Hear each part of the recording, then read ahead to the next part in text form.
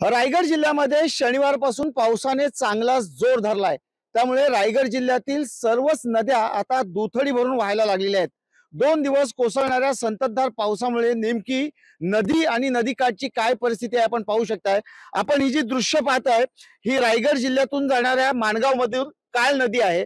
काळ नदी आता दुथडी भरून वाहत आहे। केवळ काळ नदी दुथडी भरून वाहत नाही आहे, तर नदी पात्राच्या बाहेर देखील पाण्याचा प्रवाह आलेला आहे। त्यामुळे या नदी लगतचा जो रस्ता आहे तो रहदारीसाठी आणि वाहतुकीसाठी पूर्णपणे बंद झालेला आहे। अर्थातच या ठिकाणाहून काही शेतकऱ्यांचा शेतीवरती जाण्याची वाट आहे। याशिवाय जे जवळपासच्या आदिवासी वाड्या आहेत तिथे जाण्याचा रस्ता आहे। एकंदरीत आपण जर दृश्य पाहिलं तर 2 दिवस जी पावसाची संततधार सुरू होती त्यामुळे माणगावातून गोरेगावकडे जाणाऱ्या या काळ नदीला जवळपास पूर सदृश्य परिस्थिती आल्याचं दृश्य आपल्याला पाहायला मिळतंय।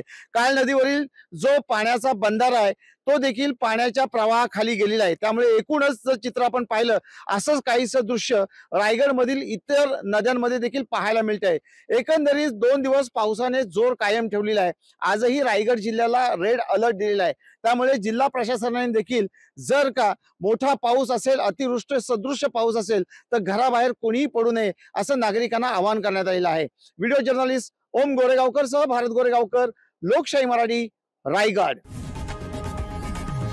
लोकशाही मराठी ऐका, पहा, जागरूक रहा।